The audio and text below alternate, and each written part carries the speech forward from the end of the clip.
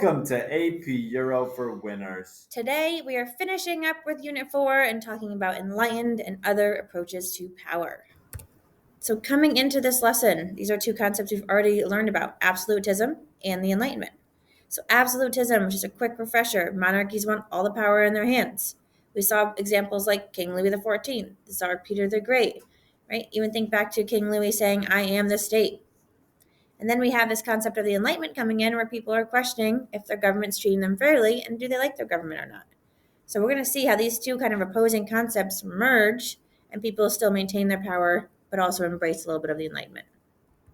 All right, so let's look at what enlightened absolutism really is. So these are 18th century monarchs who want to retain absolute power, but they also want to appease Enlightenment ideas by tempering the use of their power, meaning by limiting it a little bit. Okay, so remember, given the climate of the 1700s, enlightened philosophers know that they can't expect complete adherence to their ideas. So they thought the best way to get people to embrace the Enlightenment would be to convince and get powerful monarchs on their side to embrace these enlightened ideas. All right, so now we're going to look at the characteristics on the right side here of enlightened absolutism. Now, on the blue, we're going to see the reforms, and on the red, we're going to see kind of the continuation. So, kind of blue is change, red is continuing. So, in blue, we see these are the things they're trying to reform. So, we'll see a lot of leaders try to get more religious toleration for religious minorities. We'll see Jewish people brought up a lot today. There's the laws are going to be codified and simplified, meaning that they're going to be written down clearly and trying to be more consistent and equal treatment for all people. And the last reform is that we're going to see the elimination of torture in a lot of places as legal punishment. Now, on the right, the red, okay, these are the continuations of traditional absolutism. Power is still going to be passed down through hereditary means. So we're still going to see family lineages kind of control the power, okay? We're still going to see social hierarchy of serfdom persist, especially in Eastern Europe, where if you're working the land and you don't own it, you're in the bottom of the totem pole, right? And the nobles, the landowners are more powerful, and there's not as much social fluidity. And we're going to see the importance and the role of military in maintaining balance of power, and a lot of enlightened absolutists are still going to have a large army at their side. And so basically now to learn about enlightened absolutism, we're going to give you three examples, okay? And we're going to do a slide on each. We're going to look at Frederick II of Prussia, Catherine II of Russia, and Joseph II of Austria. And I kind of like that they're all seconds, right? This is kind of like absolutism part two, like the remix. So they're all seconds. So I think that's nice. Good way to remember it. Let's go over our first example, Frederick II of Prussia, more commonly known as Frederick the Great of Prussia. So Frederick the Great is actually going to inherit a really powerful army thanks to his father. He uses this army to expand his territory, right? Insert absolutism there. He manages to double Prussia's population in doing so and increase his power, but think back to balance of power. That's going to lead to conflict with neighboring areas, which is going to lead him to consider a new way of ruling because he wants to make sure his people are happy at home so that if neighboring conflict happened, he could defend his country. So, a weird way of getting there, but he's starting to embrace some enlightened policies. He is known for saying, I am the first servant of the state. He didn't like the divine right of kings, so he didn't rule by them, but rather he enacts some policies that improve the lives of his people. Right, thinking back to King Louis XIV, who said, I am the state. Pretty big difference here. So let's look at three examples of enlightened policies that he's going to enact. Religious toleration. Frederick himself wasn't really religious, so he actually was like, all right, I'm going to tolerate all religions. He liked Catholic Jesuits as educators in Prussia, and he gave them an unusual amount of freedom to Jewish people at this time. You'll see we have a theme talking about Jewish religion throughout this PowerPoint, but again, it's just good context for something that we're going to talk about later on in AP Euro. And then Frederick II also wanted to expand his army. So selfishly, he figured that if he promote religious tolerance, then more people would want to move to Prussia, right? Increase immigration, which would increase the amount of men available to serve in his army. And then he's going to enact some legal reforms. He abolishes torture as a legal means of punishment, and he frees some serfs. Keyword some. He frees the serfs that are on the royal lands, but because Central and Eastern Europe are still super dependent on nobility for their power and nobility use serfs, he didn't want to totally remove serfs from the nobles because then he'd probably have a civil war in his hand and he'd lose all of his power. And then he's going to enact bureaucratic reforms. He expands education access. Frederick himself was often seen playing music or reading poetry. He financially supported Voltaire and allowed Voltaire to live in Berlin. So, a lot of love there for Voltaire. And he adopts this German principle called cameralism.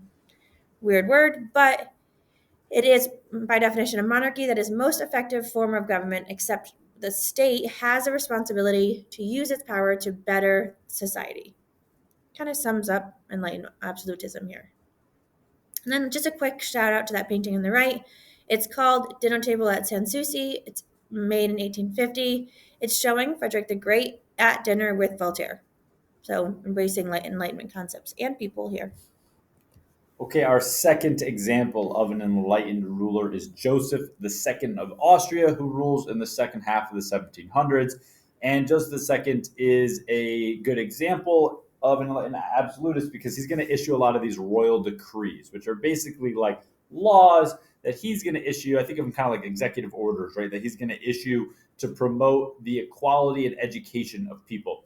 And he's going to actually issue a ton of these, like 690 of these a year. But we're going to look at three main ones, right? So the first one is the Edict of Toleration. Now, in my head, I'm already thinking like the Edict of Non-Sect. What is this? Should be similar, right? So this is going to grant religious freedom to many religions, including Jewish people. For example, it's going to allow Jewish people to serve in the military, get higher education, and make sure that they did not have to wear any symbols that identified them as Jewish people. Again, we can think about this as context for World War II, Hitler, okay?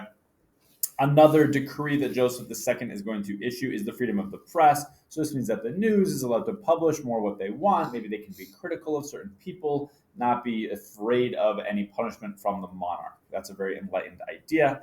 And the last is that he's going to put strictures on the power of the Catholic Church, when he's going to try to control how much power the Catholic Church has.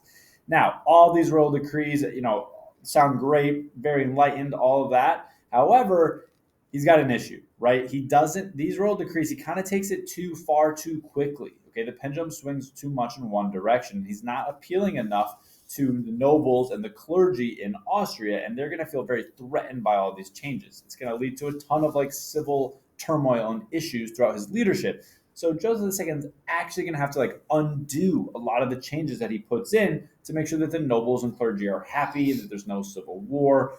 So we kind of see an example of Joseph II of somebody who's a very enlightened person, has these ideas of how to make a more fair and equal society, but maybe is issuing them too quickly, and that is causing people in his country to have issues with him. And our last example we're going to look at is Catherine the Great, also known as Catherine II of Russia. So a little bit of background about her. She didn't want to be the wife of a monarch. Her husband was Peter III. She wanted the monarch itself. She's quoted as saying, "I did not care about Peter, but I did care about the crown." So she actually, to get what she wanted, she had her husband murdered and assumed the crown. Wow. So that's pretty interesting background there. But anyways, so she had three major goals. One was to continue Peter the Great's westernization of Russia. She is going to financially support philosophers, especially Voltaire. Again, a lot of love for Voltaire in these areas. She's going to pay for Diderot's encyclopedia to be published in Russia. She embraces that.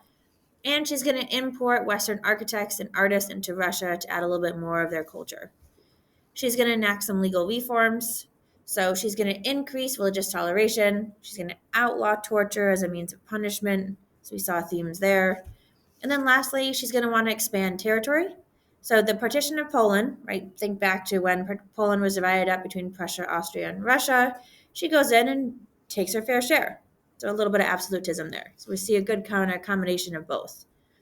So even with her having these goals, she's still going to show these absolute approaches as seen with what we're going to know as the Pushev Rebellion. So in 1773, a soldier named Emelian Pugachev rose up and he gathers an army of serfs, and he's going to claim himself to be Tsar of Russia, and he's going to abolish serfdom under that new title. But you can't necessarily call yourself Tsar of Russia when there's already a Tsar of Russia. So he and his army, he had a lot of untrained army, are going to be absolutely crushed by Catherine the Great's army, and Catherine actually has him executed. So this eliminated any, if there even were any, intentions of reforming institutions on serfdom in Russia, because we saw this with the previous example that people are getting rid of some serfdom, serfs. However, because of this happening, Catherine the Great's like, yep, nope, I'm not doing that. Serfdom's still going to be a thing. And then insert her absolutist power there. All right, the last idea here, and it's just something worth noting. And again, we've talked a lot about Jewish people and kind of the increased religious toleration, and this is good to know about for this time period. It's also good context to know about as we continue to discuss Jewish people in this course. Is this idea of Hashkalah? All right, I might be pronouncing it wrong, but Hashkalah. All right, so this is a Jewish Enlightenment movement, mainly in Central and Eastern Europe, that is going to be possible because of the increased toleration of Jewish people, as we've seen through all these enlightened monarchs. All right, so it's a Jewish Enlightenment movement. All right, and what the movement is going to do is going to argue that if you limit Jewish people and you limit the Jewish religion, well, that's not very enlightenment of you. Okay, so we need to be religiously tolerant of all religions, including Jewish people. And so this is going to be supported by people like Joseph II of Austria. We saw examples when he was doing it. However, Frederick the Great and Catherine the Great, while they do still have some religious toleration, as we saw in their slides, they don't ease a ton of the restraints on anti-Jewish policies. Joseph II of Austria is really the one who mainly does that. For example, when Catherine the Great partitions Poland's land, there's a lot of Jewish people living there. She actually creates like a separate district where all Jewish people are required to live. Again, that's great context if we think about later on when we get to the Holocaust. But this is just worth noting that we do see a Jewish Enlightenment movement. We do see some increased attention paid to Jewish people and some freedoms in some areas, and in some cases not, because Jewish people are going to become more of a focus for this class as we continue. And also, Jewish people have been targeted for a very long time. Here are the historical developments for this lesson. Thank you for watching. Shout out to our AP Euro kids. And that's it for Unit 4. Next video, we're starting Unit 5. Bye.